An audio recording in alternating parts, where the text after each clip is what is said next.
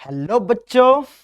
तो बच्चों आज जो है वो हम लोग न्यू चैप्टर यानी कि एटॉमिक स्ट्रक्चर को स्टार्ट कर रहे हैं ना। अगर देखो यार एटॉमिक स्ट्रक्चर की बात हम करें तो आप देख सकते हो इस चैप्टर का नाम है एटॉमिक स्ट्रक्चर। मतलब हम बेसिकली एक एटम के बारे में डिटेल देखने वाले हैं। एटम के बारे में डिटेल देखने वाले हैं का मतलब क्या है, एटम के अंदर कौन कौन से पार्टिकल से मिलकर एक एटम फॉर्म होता है ना। जैसा हमें पता है लेकिन उसके बारे में हम देखेंगे कि उसकी डिस्कवरी कैसे हुई है। जैसे हमें पता है एक एटम के अंदर कौन होता है, इलेक्ट्रॉन प्रोटॉन न्यूट्रॉन, यानी इलेक्ट्रॉन प्रोटॉन और न्यूट्रॉन से हमारा एटम का फॉर्मेशन होता है। तो एक एटम हमारा बनता कैसे है, उस एटम में जो हमारे पार्टिकल्स होते हैं जिसको हम फंडामेंटल पार्टिकल्स कहते हैं, सब एटॉमिक पार्टिकल्स कहते हैं। सब एटॉमिक पार्टिकल्स से मतलब हमारा यह होता है कि एक एटम कौन कौन से पार्टिकल से बना है। तो एक एटम इलेक्ट्रॉन प्रोटॉन न्यूट्रॉन से बना है, मतलब एक एटम के 3 सब एटॉमिक पार्टिकल्स होते हैं। वो हम देखेंगे वो कैसे प्रूफ हुआ, कैसे डिस्कवरी हुई एक एटम में कि इलेक्ट्रॉन प्रोटॉन और न्यूट्रॉन प्रेजेंट होता है।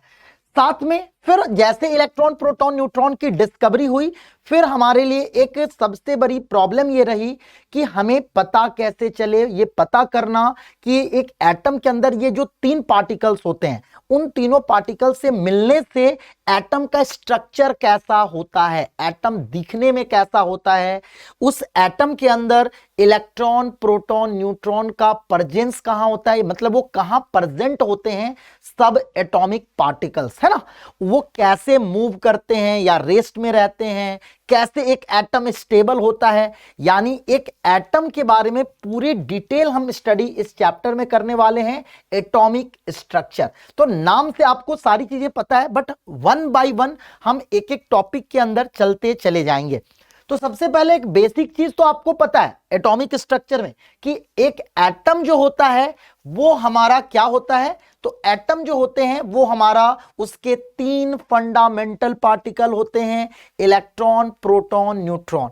एक एटम के कितने सब एटॉमिक पार्टिकल्स होते हैं, 3 होते हैं, इलेक्ट्रॉन प्रोटॉन न्यूट्रॉन, जिसके बारे में हमें पता है कि न्यूट्रॉन और प्रोटॉन एटम के न्यूक्लियस में प्रेजेंट होता है, जबकि इलेक्ट्रॉन जो होता है वो न्यूक्लियस के चारों तरफ क्या करते हैं, रिवॉल्व करते हैं, मूव करते हैं ना, उसके चारों तरफ घूमते रहते हैं। तो कैसे घूमते हैं, कौन सा इलेक्ट्रॉन कहां पे घूमेगा, कितने डिस्टेंस पे घूमेगा, इलेक्ट्रॉन प्रोटॉन न्यूट्रॉन का प्रेजेंट वो कहां उनकी प्रेजेंस होगी एक एटम के अंदर, वो प्रूफ कैसे हुआ।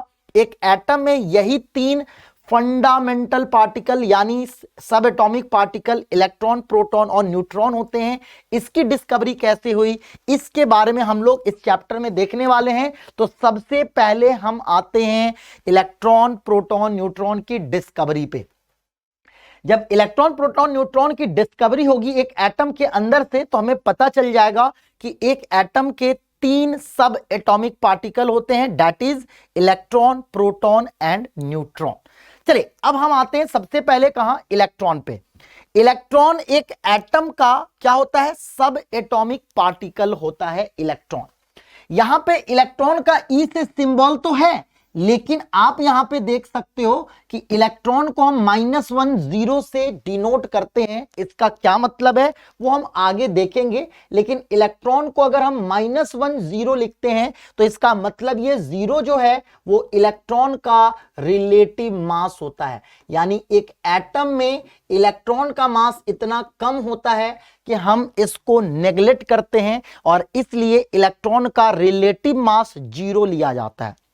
यहां पे जो -1 सिंबल दिया जा रहा है ये क्या बता रहा, ये इलेक्ट्रॉन का रिलेटिव चार्ज बता रहा, यानी एक इलेक्ट्रॉन का रिलेटिव जो चार्ज होता है वो हमारा -1 होता है।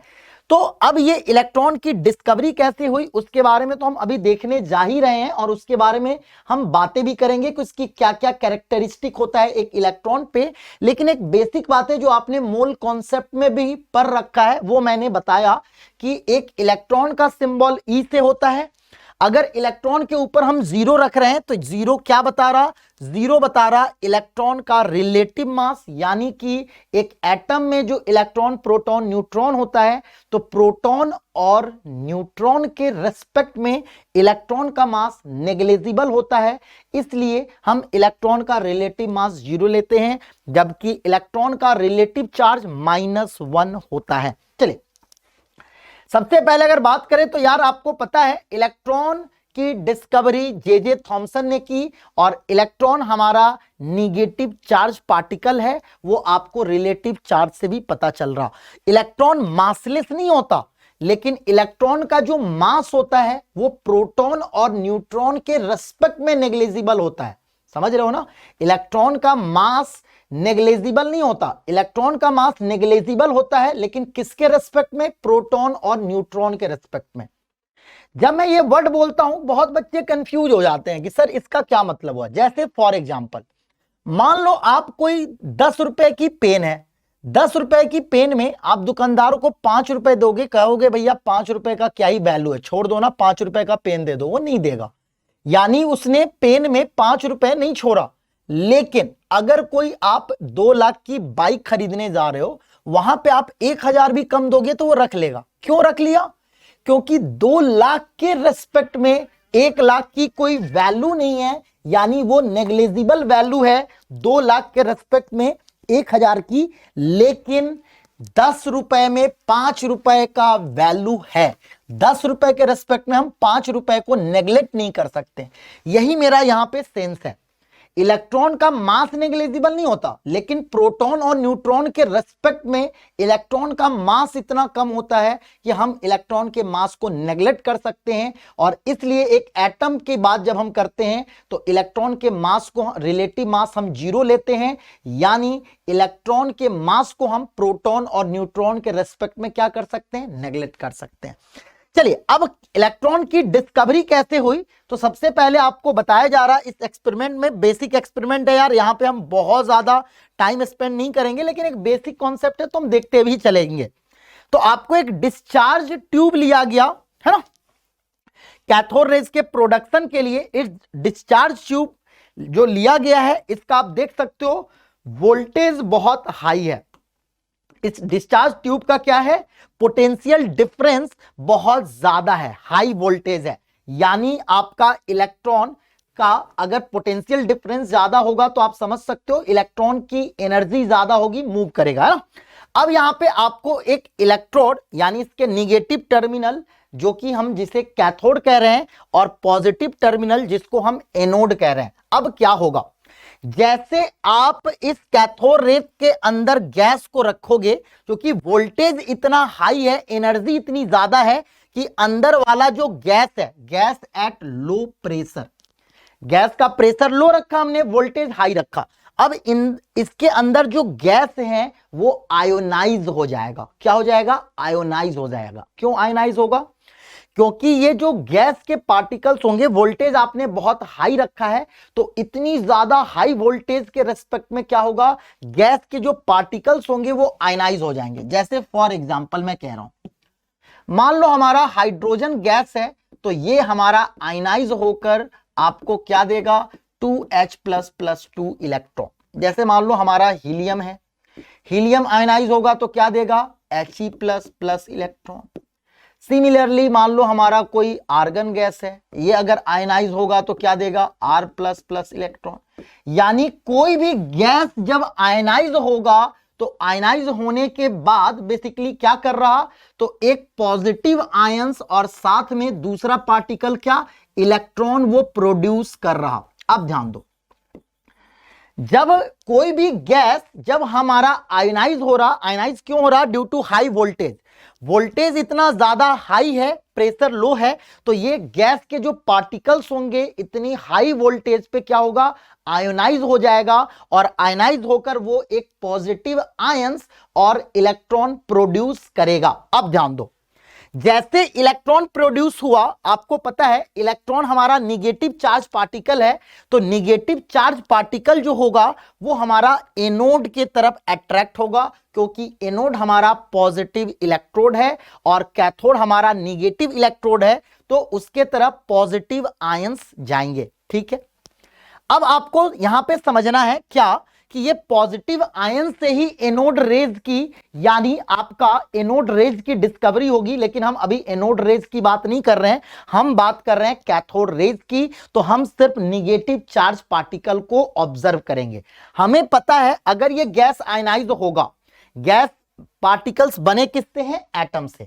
उस एटम से अगर कोई निगेटिव पार्टिकल्स अगर प्रोड्यूस हो रहा, तो हमें बहुत जाहिर सी बात है वो निगेटिव पार्टिकल्स किधर मूव करेगा? वो निगेटिव पार्टिकल्स एनोड की तरफ मूव करेगा। और अगर हमने यहां पे कुछ कोटिंग लगा रखा है तो वहां पे आपको ये सीधा सीधा स्ट्राइक करेगा, तो आपको दिखेगा कि ये कोई पार्टिकल है जो कैथोड से एनोड के तरफ आ रहा।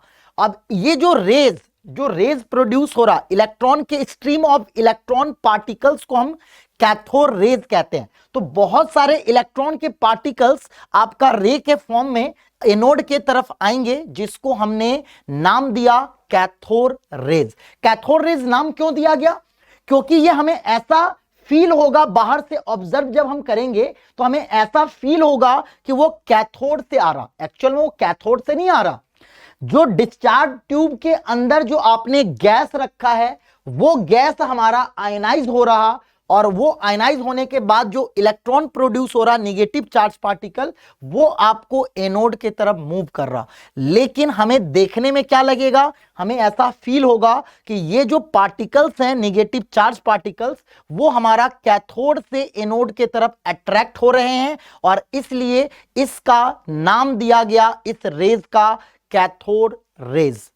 क्या बातें समझ में आई? कैथोड रेज कैसे प्रोड्यूस हुआ, कैथोड रेज की डिस्कवरी कैसे हुई? तो सिंपल, हमने जब गैस को लो टेम्परेचर, लो प्रेशर पे और हाई वोल्टेज पे रखा, तो गैस के पार्टिकल्स क्या हुए?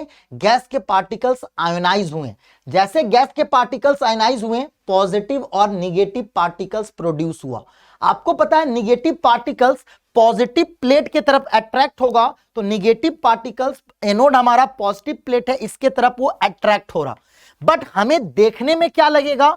हमें देखने में ऐसा लगेगा कि कोई पार्टिकल कैथोड से निकलकर एनोड पे आ रहा, और इसलिए इस रेज को, जो स्ट्रीम ऑफ इलेक्ट्रॉन पार्टिकल्स हैं, बहुत सारे इलेक्ट्रॉन है ना जो आ रहे होंगे कैथोड से एनोड की तरफ, तो जो स्ट्रीम ऑफ इलेक्ट्रॉन पार्टिकल्स हैं, इसी को कैथोड रेज कहते हैं। कैथोड रेज क्यों कहते हैं? क्योंकि हमें ऐसा लगता है देखने में कि ये कैथोड से निकलकर एनोड की तरफ आ रहा, लेकिन एक्चुअल में जो हमारा इलेक्ट्रॉन, जो कैथोड रेज प्रोड्यूस हो रहा, वो बेसिकली गैस के आयनाइज होने के कारण हो रहा।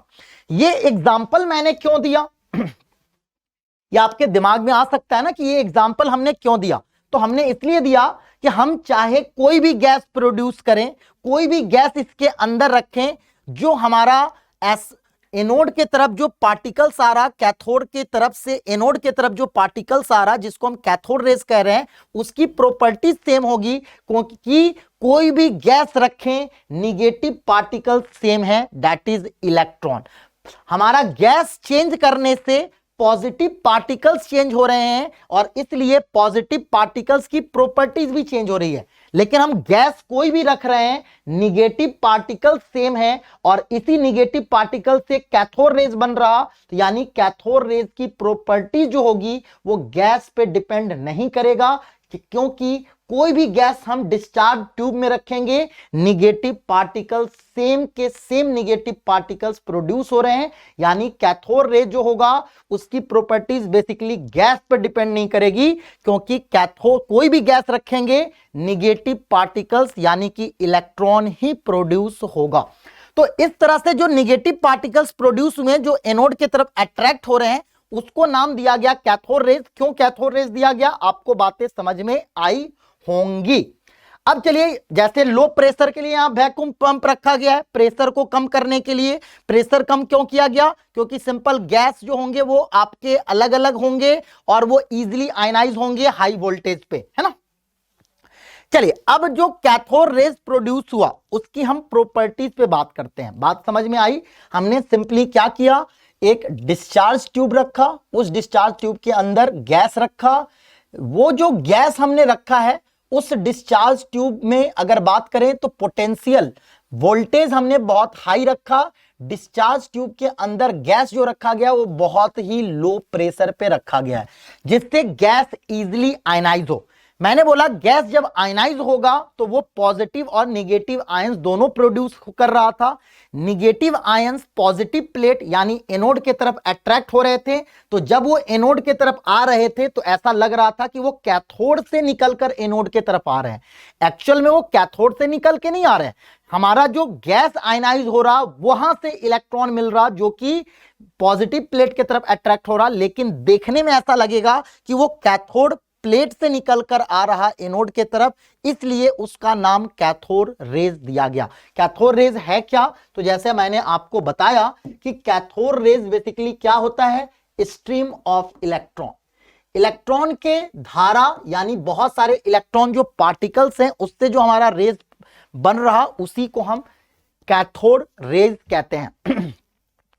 अब कैथोड रेज की प्रॉपर्टीज क्या है? तो सिंपल, कैथोड रेज जो होगा वो हमारा स्ट्रेट लाइन में मूव करेगा।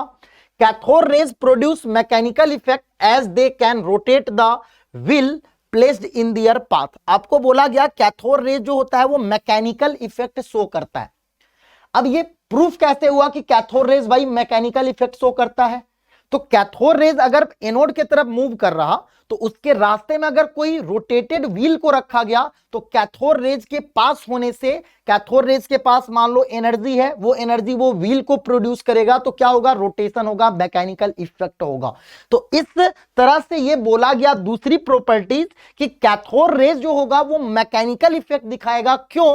क्योंकि जब हम उसके पाथ में अगर व्हील को रखेंगे तो वो व्हील को क्या करेगा, रोटेट कर देगा, और इस तरह से हम कह सकते हैं कैथोड रेज जो है वो मैकेनिकल इफेक्ट भी शो करता है। Next third, cathode rays consist of negatively charged particles known as electron. जैसा कि मैंने आपको बताया जो भी कैथोड रेज है गैस बदल बदल कर देखा गया, गैस बदल बदल कर देखा गया, जो भी कैथोड रेज हमारा जो रेज जो एनोड के तरफ अट्रैक्ट हो रहा, एनोड के तरफ कौन अट्रैक्ट होगा, निगेटिव पार्टिकल्स, यानी इससे पता चला cathode rays negatively charge particles हैं। लेकिन गैस बदलते गए लेकिन आपका कैथोड रेज की जो प्रॉपर्टीज है वो चेंज नहीं हुई, यानी हर कैथोड रेज एक ही पार्टिकल से बना है और उस पार्टिकल का नाम दिया गया इलेक्ट्रॉन। बात समझ में आई? गैस बदल बदल कर देखा गया और हर केस में जो भी रेज जो कैथोड से निकलकर, ऐसा हमें लग रहा कि कैथोड से निकल रहा, एक्चुअल में वो गैस के आयनाइज होने से निकल रहा है ना। तो जो भी रेज कैथोड से एनोड के तरफ आ रहा है वो हमारा निगेटिवली चार्ज पार्टिकल्स है। क्यों? क्योंकि वो पॉजिटिव प्लेट के तरफ अट्रैक्ट हो रहा। पहली चीज, गैस बदलने के बाद भी कैथोड रेज की प्रॉपर्टीज में अगर कुछ चेंज नहीं आ रहा, इसका क्या मतलब हुआ? इसका सिंपल मतलब है कि जो हमारा कैथोड रेज है वो एक ही टाइप के पार्टिकल से बना है और उस पार्टिकल्स को नाम क्या दिया गया, इलेक्ट्रॉन। चलिए next point, cathode rays travel with high speed. तो सिंपल, वो अगर अपनी काइनेटिक एनर्जी दूसरे को, कैथोड रेज जिस पे भी स्ट्राइक कर रहा, अगर उसकी काइनेटिक एनर्जी बढ़ जा रही है, यानी कैथोड रेज के पास काइनेटिक एनर्जी हाई है और वो अपनी काइनेटिक एनर्जी जिस भी पार्टिकल से कोलाइड करेगा उसको ट्रांसफर करेगा। तो इस तरह से ये भी एक प्रॉपर्टीज हुआ, कैथोड रेज जो होता है वो हमारा हाई स्पीड से मूव करता है, यानी कैथोड रेज की जो स्पीड होती है वो बहुत ही हाई होगी, है ना। अगला पॉइंट बताया गया, cathode raise can cause fluorescence. इसी के वजह से बेसिकली हम कैथोड रेज जो है वो हम टीवी में भी इसी सिस्टम का यूज करते हैं ना। तो कैथोड रेज जो होता है वो हमारा फ्लोरोसेंस शो करता है ना, उसका रीजन होता है। तो कैथोड रेज जैसे स्ट्राइक करता है तो कुछ खास तरह के मटेरियल अगर हम रख दें कैथोड रेज के पास, तो कैथोड रेज जब उस पर स्ट्राइक करेगा तो विजिबल लाइट प्रोड्यूस होगा, यानी वो हमें दिखेगा, ग्लो करता हुआ दिखेगा। क्यों कर रहा? क्योंकि आपको पता है कभी भी कोई भी चीज अगर ग्लो कर रहा, हमें विजिबल हो रहा, तो वो कब होगा? जब वहां से जो हमारा फोटोन एमिट हो रहा, अगर उसका एनर्जी विजिबल रेंज में लाई करेगा तो वो हमें दिखेगा, अदरवाइज नहीं दिखेगा। तो आपको बताया जा रहा कैथोड रेज जो है वो हमारा फ्लोरोसेंस का रीजन होता है, कॉज होता है। क्यों? क्योंकि जब वो एक खास मटेरियल पे स्ट्राइक होता है तो वहां से वो विजिबल लाइट को क्या करता है? प्रोड्यूस करता है। अगला आपको बताया गया cathode rays heat the object on which they fall due to transfer of kinetic energy to the object. जैसा अभी मैंने बताया, जब हम कोई बॉडी पे कैथोड रेज जिधर मूव कर रहा उसके रास्ते में अगर हम कोई बॉडी को रखते हैं यार, कोई ऑब्जेक्ट को रखते हैं, तो कैथोड रेज जब स्ट्राइक करेगा तो अपनी काइनेटिक एनर्जी उस ऑब्जेक्ट को ट्रांसफर करेगा और उसके वजह से ऑब्जेक्ट क्या होगा? धीरे धीरे हीट होता जाएगा। काइनेटिक एनर्जी के वजह से उसका टेम्परेचर बढ़ता जाएगा और इसलिए बोला जा रहा cathode rays heat the object on which they fall due to transfer of kinetic energy to the object. अगला point, when cathode rays falls on heavy metals x-rays are produced। बोला जा रहा जब कैथोड रेज जो होता है वो हमारा हेवी मेटल्स पे जब आपका स्ट्राइक करता है तो वहां से एक्सरे प्रोड्यूस होता है। कब एक्सरे प्रोड्यूस होगा? जब कैथोड रेज कहां आपका फॉल करेगा? Heavy metals. हेवी मेटल्स का मतलब क्या हुआ बेटा? हेवी मेटल्स का मतलब होता है ऐसे मेटल जिसका मोलर मास बहुत ज्यादा हो, जैसे नीचे वाले जो एलिमेंट्स होते हैं वो हेवी मेटल्स में आते हैं। तो हेवी मेटल्स पे जब कैथोड रेज स्ट्राइक करता है तो वहां से क्या प्रोड्यूस होता है? एक्सरे, है ना। तो एक्सरे में भी इसका यूज कर सकते हैं। Cathode rays possesses ionising power, that is they ionise the gas through which they pass. जैसे आपको पता है कैथोड रेज बहुत हाई एनर्जी से मूव करता है तो उसके पास बहुत ज्यादा काइनेटिक एनर्जी है, तो अगर उसके रास्ते में गैस है तो गैस को वो एनर्जी पास करेगा जिससे गैस क्या होगा? आयोनाइज हो जाएगा। तो इसकी बेसिक प्रॉपर्टीज है जो आपको पता है, आप इजीली समझ सकते हो सारे पॉइंट्स को। Cathode rays possesses ionising power, that is they ionise the gas. क्यों आयनाइज कर पा रहा? क्योंकि कैथोड रेज के पास बहुत ही ज्यादा हाई काइनेटिक एनर्जी है, क्योंकि वो बहुत हाई स्पीड से मूव करता है। जैसे वो गैस से पास करेगा अपनी काइनेटिक एनर्जी को, गैस को पास करेगा और उस एनर्जी के वजह से गैस जो होगा वो क्या होगा? आयोनाइज हो जाएगा, है ना। चलिए, आपको बताया गया कैथोड रेज को हम फोटोग्राफिक प्लेट में भी यूज करते हैं। They can penetrate thin metallic sheet. अगर हमारा मेटालिक शीट बहुत पतला होगा तो कैथोड रेज उसको पेनेट्रेट कर जाएगा। पेनेट्रेट का मतलब आर पार हो जाना। तो अगर हम मेटल के शीट को बहुत पतला कर दें और उस पे जब कैथोड रेज को स्ट्राइक कराएंगे तो कैथोड रेज उसको क्या करेगा? पार कर जाएगा, पेनेट्रेट कर जाएगा। नेक्स्ट पॉइंट आपको बताया जा रहा, the nature of this rays does not depend upon the nature of gas और the cathode material used in discharge tube. जैसा कि मैंने आपको स्टार्टिंग में ही बताया था कि हमने कैथोड मटेरियल, हमें ऐसा लग रहा था ना कि रेज जो है वो कैथोड से आ रहा, बट एक्चुअल में रेज कैथोड से नहीं आ रहा। गैस के आयनाइज होने से जो निगेटिव चार्ज पार्टिकल बन रहा उससे कैथोड रेज बन रहा, है ना। तो कैथोड मटेरियल को चेंज किया गया, गैस को भी चेंज किया गया, लेकिन देखा गया कैथोड रेज की प्रॉपर्टीज में कुछ भी चेंज नहीं आया। इसका मतलब यही बोला जा रहा 10th point, 11th point, the nature of these rays does not depend upon the nature of gas or the cathode material used in discharge tube। यानी कैथोड रेज जो है वो कैथोड मटेरियल और नेचर ऑफ गैस पे depend नहीं करेगा। यहां पे देखो वही पॉइंट्स आपको बताया जा रहा। The television picture tube is a cathode ray tube in which a picture is produced due to fluorescence on the television screen coated with suitable material. Similarly, fluorescent light tubes are also cathode ray tubes coated inside with suitable material which produce visible light on being heat with cathode rays। जैसा मैंने बताया cathode rays जब आपका किसी खास material पे strike करता है और स्ट्राइक करने से वो विजिबल लाइट, जो हमारा टेलीविजन स्क्रीन है उस पे अगर विजिबल लाइट आपका जब वो प्रोड्यूस करेगा तो उससे टेलीविजन पे आपको कोई भी पिक्चर जो दिखता है ना, उसका वजह क्या होता है? कैथोड रेज आपका स्ट्राइक करता है और स्ट्राइक जो हमारा करता है उससे विजिबल रेंज प्रोड्यूस होता है, विजिबल लाइट प्रोड्यूस होता है, और विजिबल लाइट के प्रोड्यूस होने से एक टेलीविजन पे हम कोई भी पिक्चर इजीली देख पाते हैं। तो ये हमारा था कैथोड रेज की प्रॉपर्टीज, जो मैंने बेसिक बात बताई, आपको सिंपल बताया कैथोड रेज प्रोड्यूस कैसे हुआ। तो जब भी हम डिस्चार्ज ट्यूब में ऐसा ट्यूब जिसमें गैस आयनाइज होता है, डिस्चार्ज ट्यूब में जब भी हम किसी गैस को लो प्रेशर पे रखेंगे, जब हम डिस्चार्ज ट्यूब में हम जब भी किसी गैस को हाई वोल्टेज और लो प्रेशर पे रखेंगे तो गैस हमारा क्या होगा, आयोनाइज हो जाएगा, और उस गैस के आयनाइज होने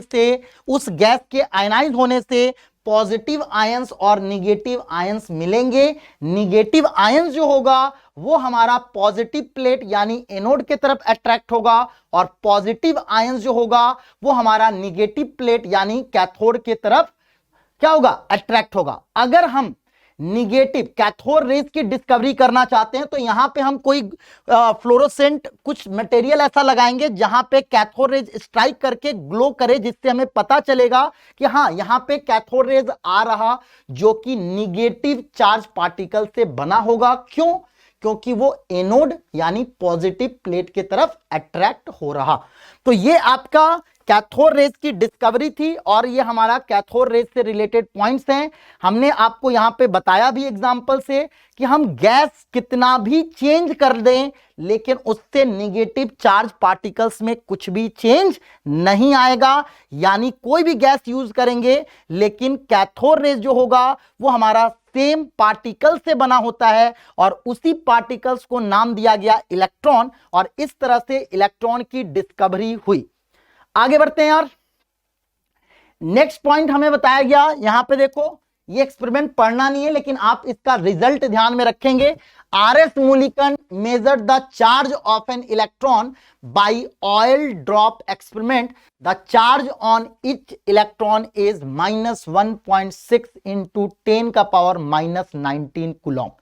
तो इलेक्ट्रॉन जो हमारा कैथोड रेज जिस इलेक्ट्रॉन पार्टिकल से बना है, उस इलेक्ट्रॉन पार्टिकल्स का चार्ज कितना होगा, वो आरएस मुलिकन ने आपका ऑयल ड्रॉप एक्सपेरिमेंट के थ्रू आपको प्रूफ किया कि हर इलेक्ट्रॉन पे चार्ज कितना होता है, -1.6 इंटू 10 का पावर -19 कूलॉम। यानी इलेक्ट्रॉन पे हमें पता था निगेटिव चार्ज पार्टिकल है, लेकिन वो निगेटिव चार्ज जो है इलेक्ट्रॉन पे वो कितना चार्ज है, मैग्नीट्यूड क्या है चार्ज को, तो वो आरएस मुलिकन ने आपको ऑयल ड्रॉप एक्सपेरिमेंट के थ्रू क्या किया, प्रूफ किया कि एक इलेक्ट्रॉन पे -1.6 इंटू 10 का पावर -19 कूलॉम होता है। लेकिन अभी भी हमारे लिए प्रॉब्लम यह था कि हम इलेक्ट्रॉन का मास भी कैलकुलेट करना चाहते थे। एक इलेक्ट्रॉन पे आपका चार्ज और मास होता है, चार्ज तो आरएस मुलिकन ने ऑयल ड्रॉप एक्सपेरिमेंट से प्रूफ कर दिया, अब मास की बारी थी। तो मास आपका कैलकुलेट किसने किया, जे थॉमसन ने। जे थॉमसन ने इलेक्ट्रॉन का स्पेसिफिक चार्ज बेटा हम चार्ज बाई मास रेशियो को करते हैं, चार्ज बाई मास रेशियो को हम स्पेसिफिक चार्ज कहते हैं। यहां पे ध्यान दो, अगर आपसे कहा जाए स्पेसिफिक चार्ज, तो स्पेसिफिक चार्ज बेसिकली होता क्या है, स्पेसिफिक चार्ज होता है हमारा चार्ज बाई मास रेशियो। तो जे थॉमसन ने आपका स्पेसिफिक चार्ज यानी charge by mass ratio calculate किया, और ये वैल्यू हमारा 1.758 इंटू 10 का पावर -11 कूलॉम पर केजी था फॉर इलेक्ट्रॉन।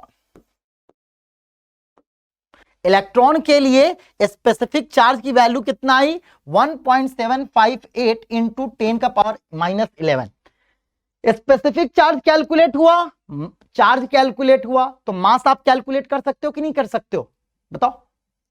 अरे यार, अगर हम चार्ज को स्पेसिफिक चार्ज यानी चार्ज बाई मास से डिवाइड कर दें तो चार्ज कैंसिल और आपका क्या निकल जाएगा, मास। तो इस तरह से इलेक्ट्रॉन का मास कैलकुलेट किया गया, जो कि हमारा 9.1 इंटू 10 का पावर -31 केजी होता है। और आप देख सकते हो EMU में इसका मास कितना है, इलेक्ट्रॉन, न्यूट्रॉन और प्रोटॉन का मास 1 EMU होता है। 1 EMU के रेस्पेक्ट में ये वैल्यू क्या है, नेग्लेजिबल है, इसलिए इलेक्ट्रॉन को हम नेग्लेजिबल मानते हैं एज कंपेयर टू प्रोटॉन और न्यूट्रॉन। ये सब 9th 10th में पढ़ा हुआ है, इसलिए हम थोड़ा सा हम लोग इसको बस गो थ्रू करते जा रहे हैं। तो स्पेसिफिक चार्ज कैलकुलेट होकर आया। स्पेसिफिक चार्ज क्या होता है, चार्ज बाय मास, यानी स्पेसिफिक चार्ज चार्ज के डायरेक्टली प्रोपोर्शनल और मास के इनवर्सली प्रोपोर्शनल होता है। यहां से आपको पता चला, अगर मैं बोलूं तो मास ऑफ एन इलेक्ट्रॉन, एक इलेक्ट्रॉन का मास कितना होता है, तो एक इलेक्ट्रॉन का मास होता है 9.1 इंटू 10⁻³ kg। अगर मैं आपसे कहूं चार्ज ऑफ एन इलेक्ट्रॉन क्या होता है, तो एक इलेक्ट्रॉन पे चार्ज होता है, चार्ज ऑफ एन इलेक्ट्रॉन जो होता है वो हमारा होता है -1.6 इंटू 10⁻⁻19 कूलम। क्लियर है? तो ये हुआ हमारा एक इलेक्ट्रॉन की कैथोड रेज जो इलेक्ट्रॉन से बना हुआ है। उसकी डिस्कवरी कैसे हुई, तो हमने सिंपल डिस्चार्ज ट्यूब में बेटा हाई वोल्टेज लो प्रेशर पे गैस रखा, गैस क्या हुआ, हाई वोल्टेज पे आयनाइज हुआ, आयनाइजेशन से क्या हुआ, तो आयनाइजेशन से आपको पता है कि पॉजिटिव पार्टिकल्स एनोड के पॉजिटिव पार्टिकल्स जो होगा वो हमारा क्या होगा, आपका अट्रैक्ट होगा निगेटिव प्लेट यानी कैथोड प्लेट के तरफ, और निगेटिव पार्टिकल्स अट्रैक्ट होगा पॉजिटिव प्लेट यानी एनोड के तरफ। निगेटिव पार्टिकल जो आपका एनोड के तरफ जा रहा वो ऐसा लगेगा कि कैथोड से एनोड के तरफ आ रहा, और पॉजिटिव पार्टिकल जो कैथोड के तरफ आ रहा वो ऐसा लगेगा कि एनोड से वो कैथोड के तरफ आ रहा, इसलिए उसको पॉजिटिव पार्टिकल्स वाले जो रेज बने उसको एनोड रेज बोला गया, और निगेटिव पार्टिकल्स वाले रेज को कैथोड रेज बोला गया। बट कैथोड रेज की हमने प्रॉपर्टीज खास तौर पे क्या देखी यार, कि कैथोड रेज जो है वो गैस कैथोड मटेरियल कुछ भी चेंज कर दे उसके प्रॉपर्टीज में चेंजेस नहीं आ रहे हैं, मतलब कैथोड रेज एक ही टाइप के पार्टिकल से बना जिसको इलेक्ट्रॉन कहा गया। साथ में क्योंकि कैथोड रेज चार्ज पार्टिकल है, तो आपको पता है चार्ज पार्टिकल इलेक्ट्रिक फील्ड और मैग्नेटिक फील्ड में डिफ्लेक्ट करता है, तो कैथोड रेज जो होगा वो भी हमारा इलेक्ट्रिक और मैग्नेटिक फील्ड में क्या होगा, डिफ्लेक्ट होगा। क्योंकि कोई भी चार्ज पार्टिकल इलेक्ट्रिक फील्ड और मैग्नेटिक फील्ड में क्या होता है, डिफ्लेक्शन होता है। तो कैथोड रेज भी हमारा क्या है, moving object, moving charge particle है जो कि इलेक्ट्रिक और मैग्नेटिक फील्ड दोनों में ही क्या होगा, आपका डिफ्लेक्ट करेगा। तो ये हो गई कैथोड रेज की बात। अब आगे बढ़ते हैं यार, प्रोटॉन की डिस्कवरी पे आते हैं।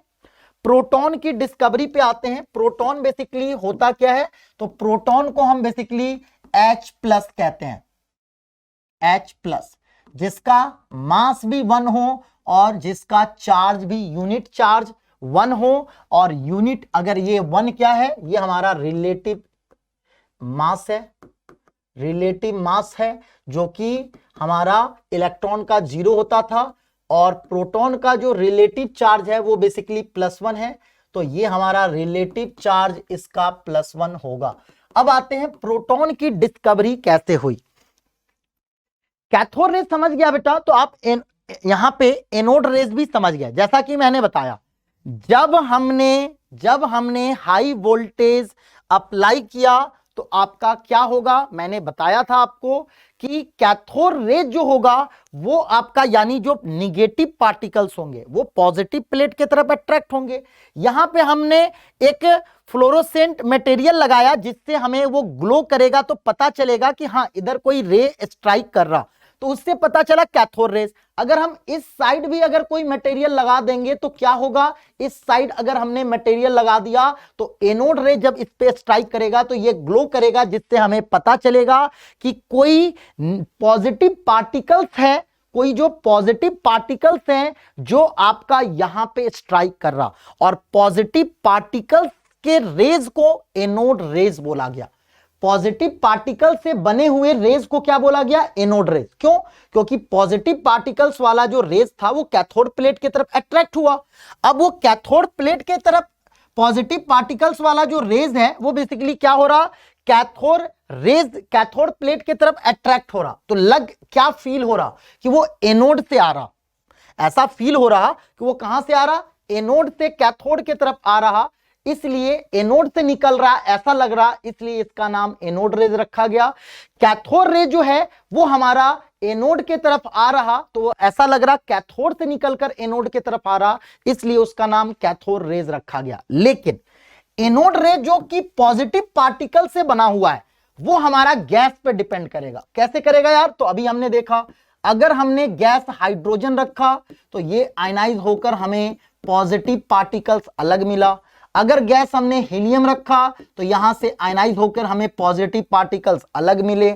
अगर मैंने गैस आर्गन रखा तो हमें पॉजिटिव पार्टिकल्स अलग मिला। तो आप देख सकते हो कोई भी गैस हम रख रहे हैं, निगेटिव पार्टिकल्स जो है वो हमारा सेम मिल रहा, यानी जो कैथोड रेज निगेटिव पार्टिकल से बना है वो एक ही पार्टिकल से बना हुआ है। लेकिन जो एनोड रेज है उसके पार्टिकल्स जो होंगे वो अलग अलग हो सकते हैं, यानी वो हमारा डिपेंड किस पे करेगा? गैस पे करेगा। एनोड रेज जो है उसके कंस्टिट्यूएंट पार्टिकल्स, यानी एनोड रेज जिस पार्टिकल से बना हुआ है वो डिपेंड करेगा गैस पे। हाइड्रोजन गैस होगा तो एनोड रेज H+ से बनेगा, हीलियम गैस होगा तो एनोड रेज He+ से बना, आर्गन गैस होगा तो उसका कंस्टिट्यूएंट पार्टिकल्स एनोड रेज का क्या होगा? Argon plus.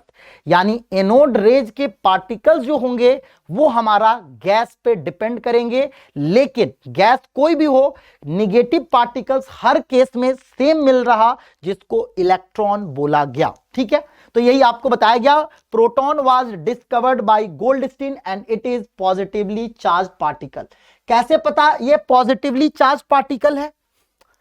क्योंकि ये अट्रैक्ट किधर हो रहा? कैथोड रेज के तरफ, कैथोड प्लेट के तरफ अट्रैक्ट हो रहा। कैथोड प्लेट निगेटिव प्लेट है तो उसके तरफ जो अट्रैक्ट होगा उसको हम क्या बोलेंगे? पॉजिटिव पार्टिकल्स, है ना। अब आप कहोगे सर इलेक्ट्रॉन प्रोटॉन के पास मास है, चार्ज है, वो तो पता चल गया क्योंकि कैथोड रेज जो है वो पॉजिटिव प्लेट की तरफ अट्रैक्ट हो रहा, तो इससे पता चला कि वो निगेटिव चार्ज पार्टिकल है। एनोड रेज कैथोड की तरफ अट्रैक्ट हो रहा, इससे पता चला कि एनोड रेज हमारा पॉजिटिव पार्टिकल्स होगा। मास है, ये कैसे पता चला? तो वो आपने देखा काइनेटिक एनर्जी को ट्रांसफर कर रहा।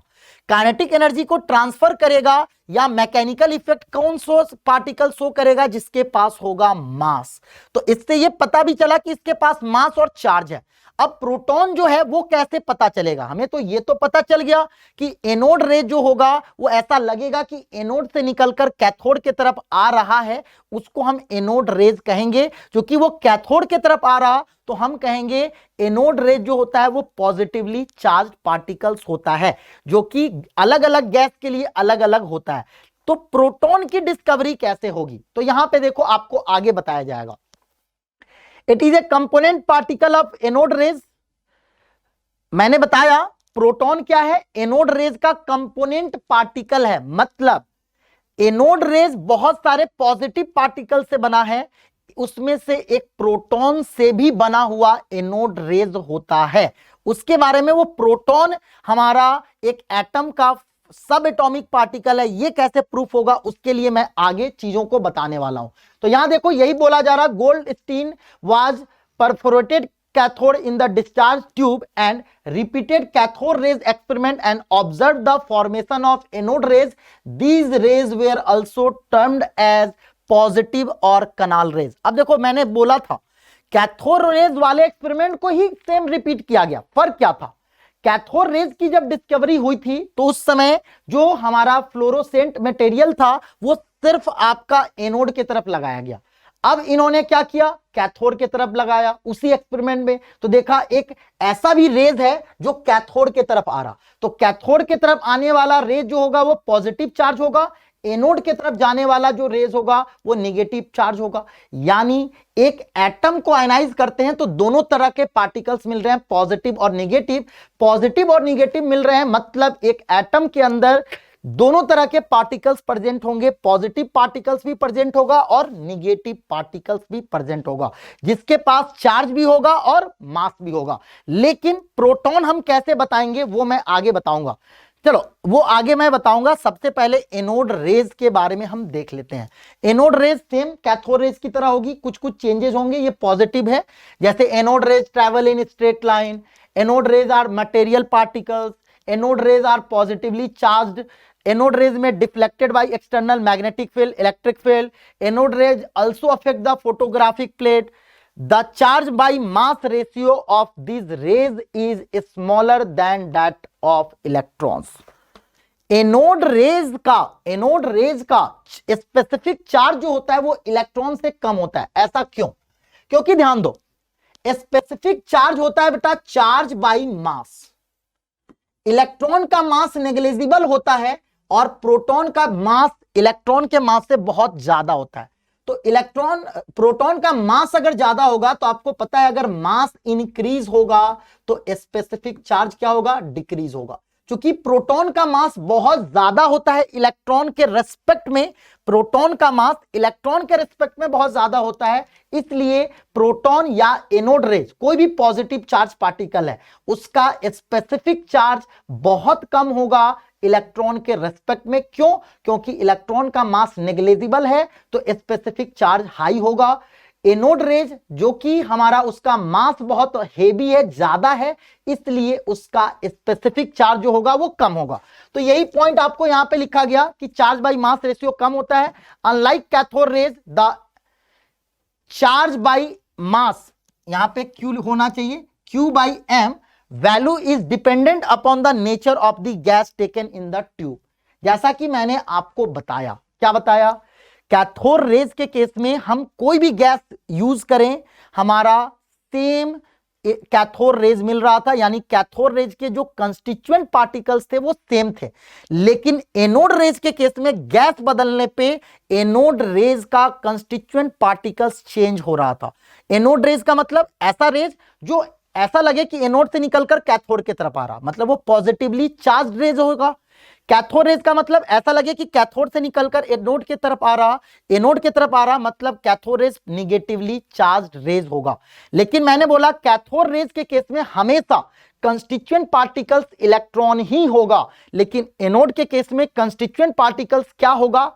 Totally depends upon gas.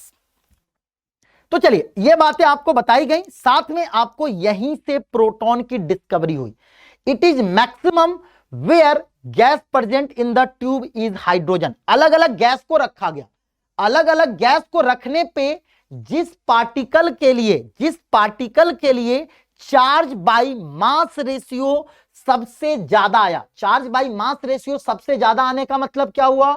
Hydrogen का मास सबसे कम होगा, और जिसका मास सबसे कम होगा उसी को बोला गया प्रोटॉन। यानी स्मॉलेस्ट पॉजिटिव पार्टिकल्स जिसके पास सबसे कम मास हो, ऐसे पार्टिकल को प्रोटॉन बोला गया। यानी बेसिकली प्रोटॉन की डिस्कवरी जो थी, प्रोटॉन का जो हमने नाम दिया वो हीट एंड ट्रायल था। अलग अलग गैस रखा गया, जिस गैस के लिए charge by anode rays, for anode rays आपको ध्यान देना है, फॉर एनोड रेज प्रोटॉन का अगर मैं बात करूं प्रोटॉन के लिए, तो प्रोटॉन के केस में चार्ज बाय मास रेशियो हमारा मैक्सिमम होगा। क्यों? क्योंकि चार्ज तो हमारा सबसे मिनिमम है +1, और maximum charge by mass ratio कब होगा बेटा? जब मास मिनिमम होगा। तो ऐसा पॉजिटिव पार्टिकल जिसका मास सबसे कम हो, यानी वो सबसे स्मॉलेस्ट पार्टिकल हुआ। पॉजिटिव पार्टिकल्स में सबसे स्मॉलेस्ट पार्टिकल हुआ जब हमारा स्पेसिफिक चार्ज मैक्सिमम आएगा, तो उसी को नाम दिया गया प्रोटॉन। क्या मेरी बात समझ में आ रही है? मैंने क्या बोला? एनोड रेज के केस में अगर हम बात करें, तो चूंकि प्रोटॉन का मास सबसे कम था, इसलिए प्रोटॉन के केस में स्पेसिफिक चार्ज सबसे मैक्सिमम आया। तो जिस गैस के लिए स्पेसिफिक चार्ज सबसे मैक्सिमम आया, उससे मिलने वाले आयंस को प्रोटॉन बोला गया, है ना। यानी प्रोटॉन जो है वो हमारा हाइड्रोजन एटम से बना, आयनाइज होने से। कैसे पता चला? तो हाइड्रोजन एटम के केस में स्पेसिफिक चार्ज जो था वो मैक्सिमम था, यानी हाइड्रोजन के केस में मास मिनिमम होगा। और मास मिनिमम होने का मतलब क्या हुआ? मास मिनिमम होने का मतलब वो सबसे छोटा पार्टिकल्स होगा, जिसको प्रोटॉन बोला गया। ठीक है, चलिए अब आपको बताया गया प्रोटॉन के केस में ये हमारा चार्ज हुआ पॉजिटिव चार्ज के साइन के साथ, ये हमारा एक प्रोटॉन का मास हुआ।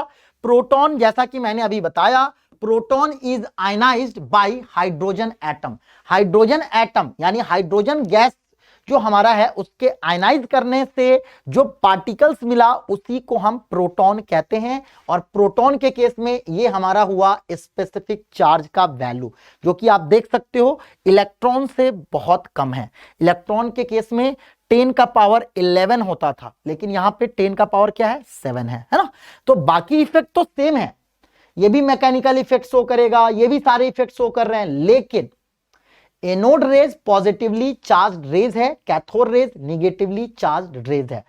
एनोड रेज की बात करें तो एनोड रेज जो होगा उसके कंस्टिट्यूएंट पार्टिकल्स किससे वो बना है, वो बेसिकली गैस पे डिपेंड करेगा। लेकिन कैथोड रेज, कोई भी गैस यूज करें, कैथोड रेज सेम पार्टिकल से बना है जिसको इलेक्ट्रॉन बोला गया।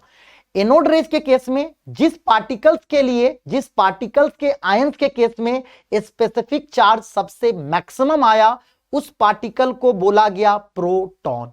क्लियर है? यहां तक मेरे ख्याल से सारी चीजें क्लियर होंगी। अब हम आते हैं न्यूट्रॉन। न्यूट्रॉन का सिंबल N होता है। न्यूट्रॉन को आप देख सकते हो 0 1 लिखा गया। इसका क्या मतलब हुआ, तो 1 जो है वो बेसिकली हमारा रिलेटिव मास को डिनोट कर रहा, मतलब प्रोटॉन का भी रिलेटिव मास 1 और न्यूट्रॉन का भी रिलेटिव मास 1। क्यों? क्योंकि प्रोटॉन और न्यूट्रॉन का मास लगभग इक्वल होता है और इन दोनों का मास इलेक्ट्रॉन के मास से बहुत ज्यादा होता है। इसलिए एक एटम में जब इलेक्ट्रॉन, प्रोटॉन, न्यूट्रॉन है तो इलेक्ट्रॉन का मास इतना कम है कि उसके मास को हम ऐड करें या ना करें कोई फर्क नहीं पड़ता। यही रीजन है कि इलेक्ट्रॉन के रिलेटिव मास को हम 0 लेते हैं, यानी एक एटम में इलेक्ट्रॉन के मास को हम प्रोटॉन और न्यूट्रॉन के रेस्पेक्ट में नेग्लिजिबल मानते हैं, है ना। चलिए, यहां पे आपको बताया गया neutron was discovered by James Chadwick according to the following nuclear reaction. एक न्यूक्लियर रिएक्शन इन्होंने कराया जेम्स चैडविक ने, जिससे हमारा न्यूट्रॉन की डिस्कवरी हुई। वो कौन सा रिएक्शन था यार, तो यहां पे ध्यान दो, बेरिलियम के न्यूक्लियस को हीलियम के न्यूक्लियस से बम्बार्डमेंट कराया गया। तो उन्होंने देखा एक कार्बन का न्यूक्लियस बना और साथ में हमारा एक न्यू पार्टिकल्स बना जो चार्जलेस था। उस न्यू पार्टिकल्स को उन्होंने न्यूट्रॉन, न्यूट्रल से न्यूट्रॉन होता है ना, तो उसका नाम न्यूट्रॉन क्यों दिया गया, क्योंकि ये चार्जलेस था।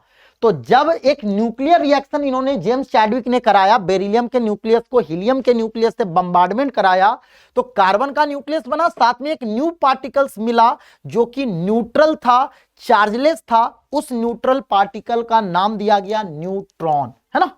तो यहां पे ये आपका रिएक्शन है। The reason for the late discovery of neutron was its neutral nature.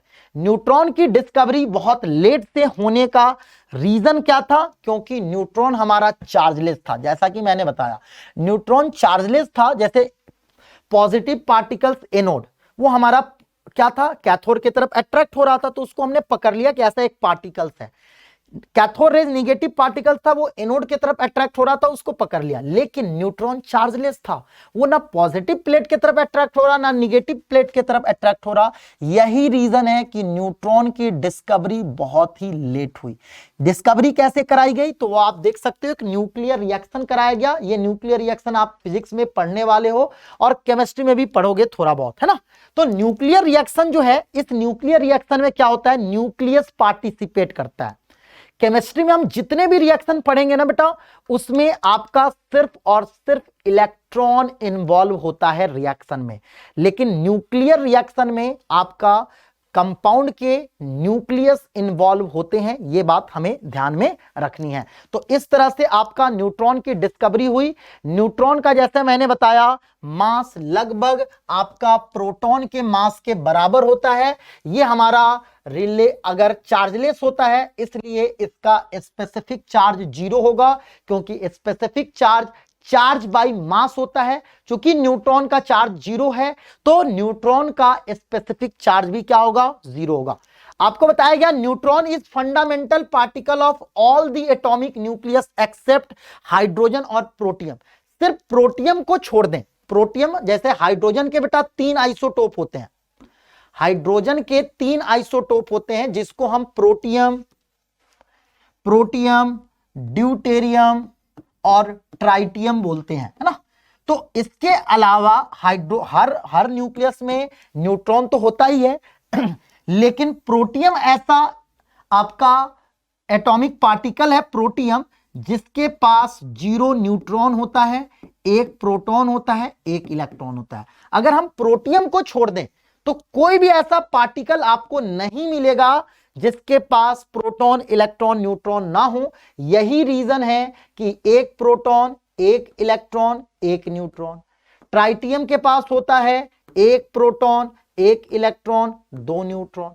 तो प्रोटॉन, इलेक्ट्रॉन, न्यूट्रॉन सारे पार्टिकल्स में प्रेजेंट होते हैं एक्सेप्ट प्रोटियम। प्रोटियम में न्यूट्रॉन प्रेजेंट नहीं होता।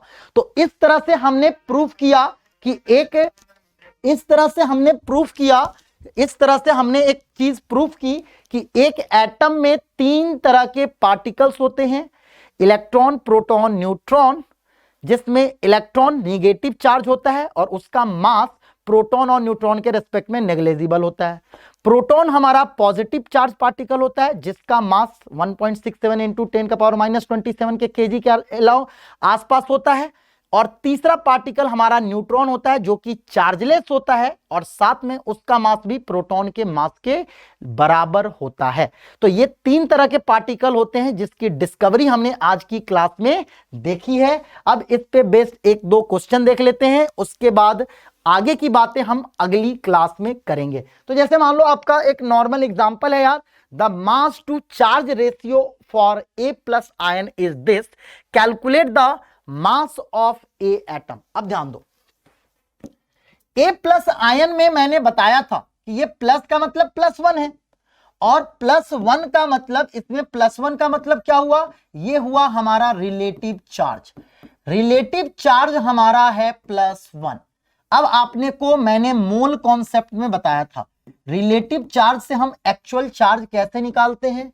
तो एक्चुअल चार्ज होता है relative charge into 1.6 into 10⁻⁻19 coulomb. Relative charge है +1, इसको 1.6 इंटू 10⁻⁻19 कूलम से मल्टीप्लाई करोगे तो ये हो जाएगा +1.6 इंटू 10⁻⁻19 कूलम। तो ये हमारा क्या हुआ, A+ पे चार्ज हुआ, A+ पे चार्ज हुआ, चार्ज निकल गया। अब आपको पता है किसी भी एटम का स्पेसिफिक चार्ज क्या होता है, स्पेसिफिक चार्ज होता है चार्ज बाय मास। अब आपके क्वेश्चन में देखो स्पेसिफिक चार्ज हमें कितना दिया गया बेटा, 1.97 इंटू 10⁻⁻7। चार्ज कितना है 1.6 इंटू 10⁻⁻19 कूलम बाय मास। तो यहां से हम इजीली क्या कर सकते हैं, मास का कैलकुलेशन कर सकते हैं। मास हो जाएगा हमारा 1.6 into 10⁻⁻19 divided by 1.97 into 10⁻⁻7 kg होगा। यहां से देखो, यहां से अगर हम देखें तो ये हमारा लगभग क्या आएगा यार, ये हमारा लगभग आ रहा 8 इंटू 10⁻⁻13 kg। तो मास ऑफ ए जो आया वो हमारा लगभग कितना आया, 8 इंटू 10⁻⁻13 kg। क्लियर है। एक्चुअल रिलेटिव चार्ज से एक्चुअल चार्ज से रिलेटिव चार्ज का कैलकुलेशन कैसे करते हैं, ये चीज मैंने आपको ऑलरेडी बताया हुआ है। एक्चुअल चार्ज से रिलेटिव चार्ज और रिलेटिव चार्ज से एक्चुअल चार्ज कैलकुलेट कैसे करते हैं, ये चीजें आपको बताई गई हैं। तो यहां पे हम वही कॉन्सेप्ट का यूज कर रहे हैं यार कि अगर हमें रिलेटिव चार्ज +1 है तो एक्चुअल चार्ज क्या होगा, तो रिलेटिव चार्ज को हम 1.6 इंटू 10⁻⁻19 कूलम से मल्टीप्लाई कर देंगे, हमारा एक्चुअल चार्ज निकल जाएगा। आपको स्पेसिफिक चार्ज पता है, चार्ज बाय मास होता है, स्पेसिफिक चार्ज पता है, चार्ज एक्चुअल चार्ज पता है, तो हम क्या कर सकते हैं, हम इजिली मास का कैलकुलेशन कर सकते हैं। चलिए अगला क्वेश्चन देखो यार, arrange the following particles in increasing order of values of charge by mass ratio. अब इलेक्ट्रॉन, प्रोटॉन और न्यूट्रॉन और अल्फा पार्टिकल का हमें चार्ज बाय मास रेशियो का एक ऑर्डर बताना है, इंक्रीजिंग ऑर्डर। सबसे पहले अगर हम इलेक्ट्रॉन की बात करें यार, इलेक्ट्रॉन की बात करें तो आपको पता है इलेक्ट्रॉन की बात करें तो इलेक्ट्रॉन का रिलेटिव चार्ज -1 यानी आपका, और मास हमारा 0 होता है। ठीक है, तो अगर स्पेसिफिक चार्ज रिलेटिव निकालूं, ये हमारा स्पेसिफिक चार्ज अगर मैं रिलेटिव निकालूं, रिलेटिव, क्योंकि चार्ज भी, ये जो हम चार्ज ले रहे हैं ना, वो चार्ज भी क्या है बेटा, जो हम चार्ज ले रहे हैं वो चार्ज क्या है, वो चार्ज हम देख सकते हैं वो रिलेटिव चार्ज है। जो हम मास देख रहे हैं 0, वो क्या है, रिलेटिव मास है।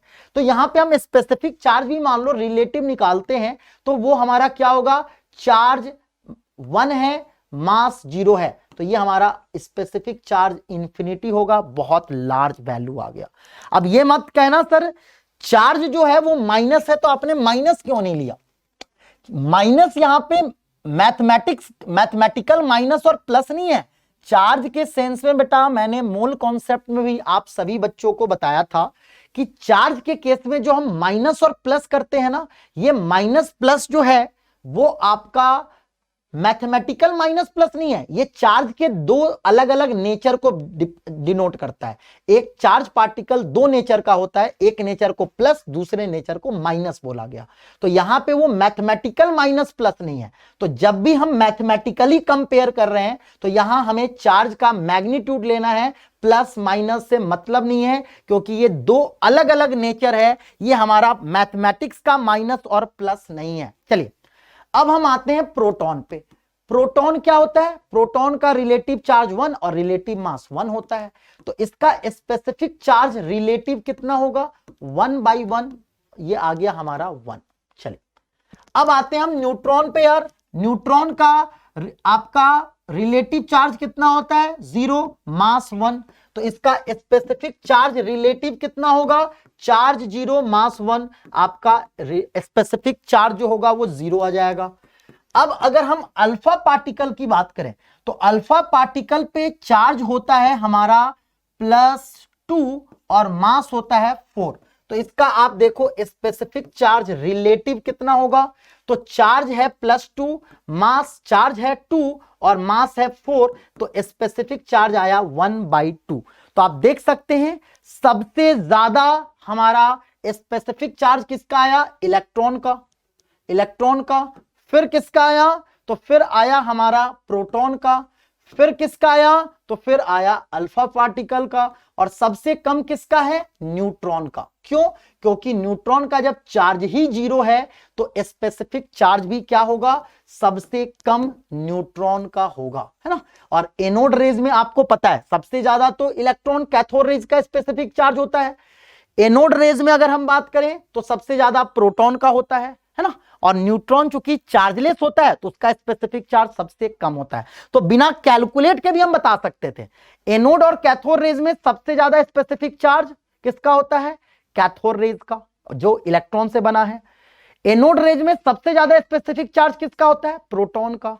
और न्यूट्रॉन का स्पेसिफिक चार्ज सबसे कम होता है क्योंकि वो चार्जलेस होता है। तो न्यूट्रॉन सबसे कम होगा, सबसे ज्यादा हमारा अल्फा होगा, सबसे कम हमारा न्यूट्रॉन होगा। Arrange the following particles in increasing order of charge by mass ratio. तो मेरे ख्याल से ये गलत दिया गया है, alpha, electron, proton, alpha, neutron. हाँ बी हो जाएगा आंसर।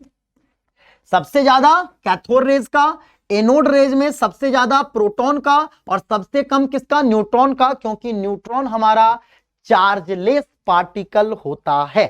क्या ये बातें सारी क्लियर है? तो अगर किसी भी तरह के डाउट होंगे बेटा तो आप कमेंट बॉक्स में कमेंट करना। हमने बहुत ही बेसिक जो 9th 10th में आज पढ़ा है आपने, इलेक्ट्रॉन, प्रोटॉन, न्यूट्रॉन की डिस्कवरी, स्पेसिफिक चार्ज, उसी के बारे में हमने आज सिर्फ और सिर्फ एटॉमिक स्ट्रक्चर के बिल्कुल बेसिक बातें की कि कैसे पता चला कि कोई निगेटिव चार्ज पार्टिकल्स हमारे एटम के अंदर प्रेजेंट है। तो वो निगेटिव रेज यानी निगेटिव चार्ज रेज यानी कैथोड रेज से पता चला। एक एटम के अंदर कोई पॉजिटिव पार्टिकल्स है वो कैसे पता चला, एनोड रेज से। एक एटम के अंदर कोई चार्जलेस पार्टिकल है वो कैसे पता चला, तो जो जेम्स चैडविक ने हमारा न्यूक्लियर रिएक्शन किया उससे पता चला कि एक थर्ड टाइप के भी फंडामेंटल पार्टिकल्स एक एटम के अंदर होता है जो कि चार्जलेस होता है।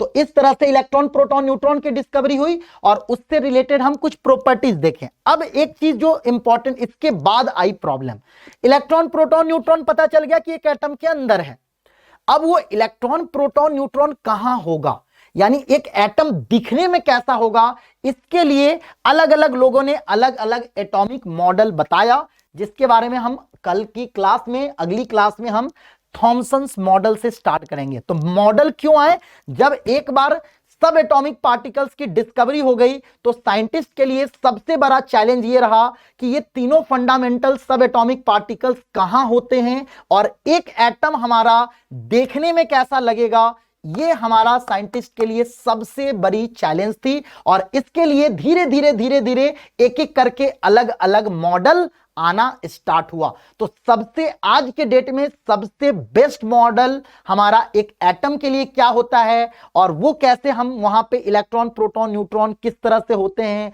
क्या मूव करते हैं, किस स्पीड से मूव करते हैं, वो सारी बातें हम आने वाले समय में देखेंगे। तो बहुत इंटरेस्टिंग होने वाला है चैप्टर।